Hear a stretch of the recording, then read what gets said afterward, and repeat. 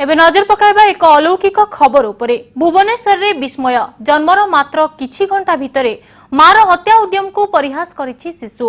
राजधानी एक बस्ती रे घटिथिबा एही घटना सुनिले जेतिका आश्चर्य लागिबो ताठू अधिक अलौकिक भी लागुछि। कारण 20 फुट गभीर परित्यक्त कूओ भितरकू शिशुटी निज जन्म कला मां फिंगी देबा परे शिशुटी बंची रहिछि। ए अमानवीय मां को पुलिस गिरफ करथिबा बेले कैपिटल हॉस्पिटल रो एसएनसीयू भितरे शिशुटी मृत्यु सह संग्राम करुछि।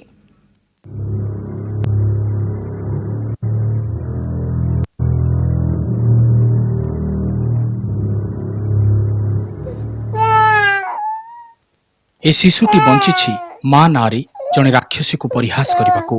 ए शिशुटी बंची भाग्य और भगवान को कथा कहवाकू। भुवनेश्वर कैपिटल हॉस्पिटल रो एसएनसीयू भितरे मृत्यु सह लड़ाई करुछि ए नवजातक। आउ ए होछि से मां।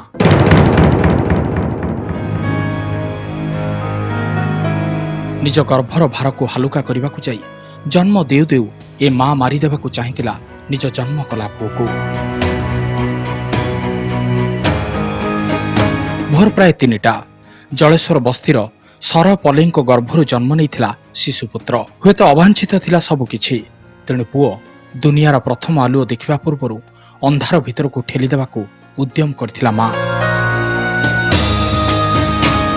ए परित्यक्त कूओ भितर को फिंगी देइथिला। शुणंतु ममतामयी मां राक्षसी पालट जावा परी कौन देउछंती सफेई।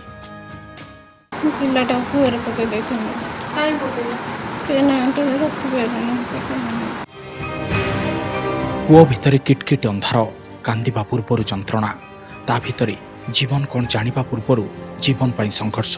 मृत्यु सह बीती जाइथिला मिनिट पर मिनिट, घंटा पर घंटा। जीवन तो नुहे, श्वास प्रश्वासर अलौकिक जादू ताकू बंचई रखिथिला। भोर प्राय 5टा बेलू पड़ोशी को सन्देह टाणी नहीं कूओ पाखक।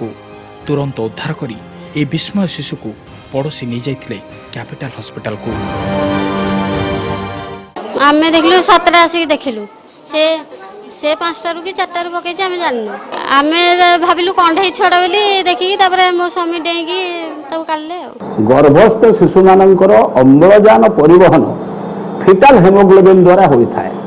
এই ফিটাল হেমোগ্লোবিন সাধারণ মনুষ্য দেহরে থিবা হেমোগ্লোবিন সামান্য ভিন্ন। এথিরে অম্লজান ধারণ করিবার ক্ষমতা বেশি থাকে। কাইকি না যেতলে মা পেটরে শিশুটি থাকে সে তো নিঃশ্বাস নিয়েনি, মা কু যাউথিবা রক্ত মা দেহরু শিশু দেহকু যায় এবং সেই রক্তরু অম্লজান সংগ্রহ করি শিশুটি জীবন ধারণ করিথায়। যেহেতু এই ফিটাল হেমোগ্লোবিন অধিক অম্লজান ধারণ করে রখিপারে সেথিরে किछि समय अधिक जीवन शक्ति रही पारे।